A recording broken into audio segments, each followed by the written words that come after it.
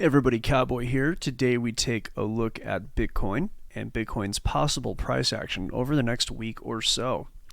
If you like this very quick clip, please stick around afterwards to find out more about who we are, what we do, how to find us, or simply zap the QR code that you see at the bottom right-hand side of the screen, or go to www.algofactory.tech. And also, please like, subscribe, follow, helps us out. Enjoy. But Bitcoin did fall. And we had a lot of liquidity sitting at about 39,000, and that got front ran. So all that liquidity sitting down at 39 that we talked about, that got front ran. It's just that never actually happened. Not yet. Not to say it won't happen, but if we look at Kingfisher, let me go ahead and get a liquidity map. You have liquidity. There's plenty of liquidity, actually, kind of just all down into the 30s, but you have a spike, small spike in the high 39s, a good spike in the low 39s. It's a fair amount, like say from 37 to 39, just like a fair amount of liquidity, and price hasn't gone there yet. So let me mark that out on the chart.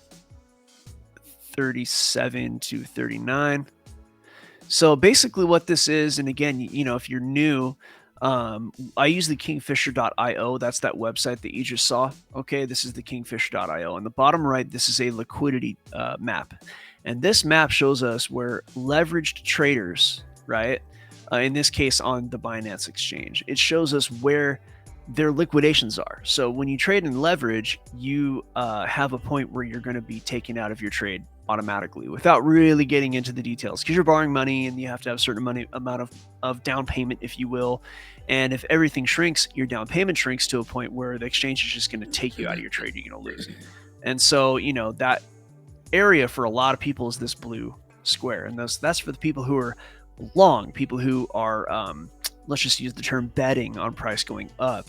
And then you have above price in a much bigger way, from 43,400 all the way to 43,700. And that's a much bigger, stronger liquidity. So 43.4 to 43.7.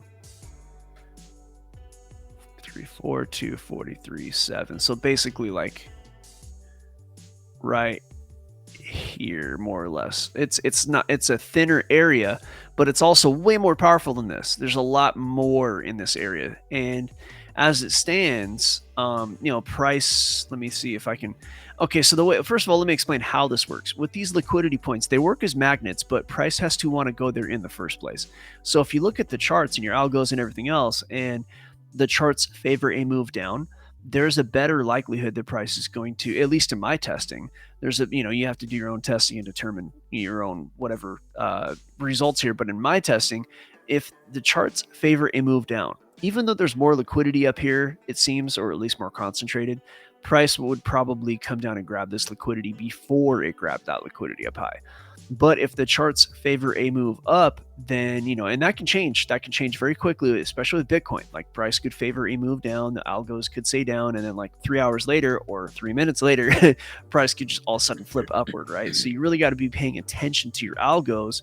And then these can be looked at as targets, right? They're liquidity zones. And they're usually going to coincide with where there was a lot of price action before, right? So you had this consolidation at the top right here, and that coincides with this.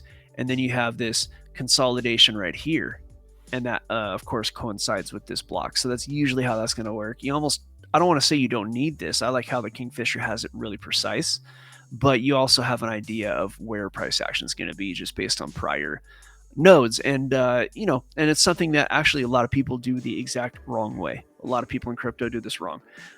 So long story short, though, let's see what the algos say. At least we'll say it's my algo says, as far as the direction of price. Look, price is taking a break, but it's also at a point where it might not take a break anymore, right? So it might be finding support in its current area.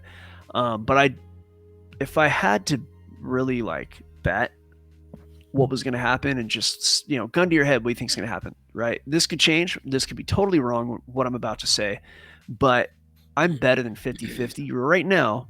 And this could change like in an hour, but just based on what I'm seeing in the charts right now, Gosh, man, I'm like 50-50 on this because of the way the charts look, but I'd say it might kind of meander, grab, and then head up. That's, for me, it's the most likely scenario, but not by far, right? It's kind of and you know what? I'm going to tell you right now, the FOMC can have a lot to do with this, especially if there's like a surprise. So price is going to consolidate probably with most markets for the next 6 hours, or I should say 5 hours and 9 minutes, really. Until the Fed comes out and talks about the prime rate, a lot of money is going to sit sidelines. So, this move that I just drew right here could happen way sooner, right? Because the FOMC, I think, is at noon my time. Let me see. It should be 2 p.m. EST if I'm not mistaken. Let's take a quick look at the calendar. FOMC noon my time, 2 EST. So let's do this. We'll mark that out. It's on the 3 hour. Let's go down to the 30 minute, the day trading time frames here. The 30. All right, let's do this. V, did you ever watch Three Stooges growing up? It's probably not. Yes. Did you really? Of course. Oh, nice, dude. So you're from New York, dude. That's a New York thing. But yeah, and the Honeymooners is also a New York thing. Oh, yeah, definitely. I didn't watch Honeymooners. I didn't watch it either until I married my wife, and then she got me into Honeymooners. I was like, oh yeah, definitely. Jackie Gleason's in that. Jackie Gleason, dude. Yeah, I mean, I know of it. Never really watched it, but I grew up. But dude, I've seen. It's worth it. It's worth it. I've seen countless hours of the Stooges, man. I've seen a lot of Stooges. Yeah, I think price will consolidate, just kind of hang out in this range that is developed. Now, I think we might see some kind of a move at this yellow line is FOMC. We might see a move. And if it's a surprise, it'll take a direction.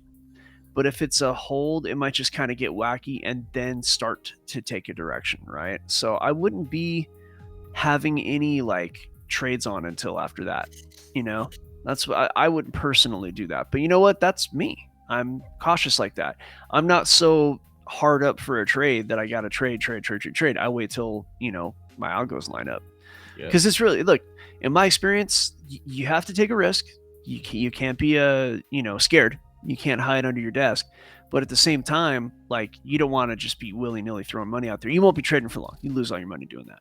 And I really got to follow your rules. And my rules say wait until the news. So, hey everybody, Cowboy here. Thank you for joining us today. Don't forget you can go over to www.algofactory.tech. Zap the QR code on the screen. Get us a Twitter at algo_factory777. And don't forget, we help people become traders. We help also to put people on the road to creating an algorithm that you can automate if that's what you would want to do. You can walk away, trade, it's a beautiful thing. And limited time, $49.99 a month for the membership. We hope to see you there. Thanks.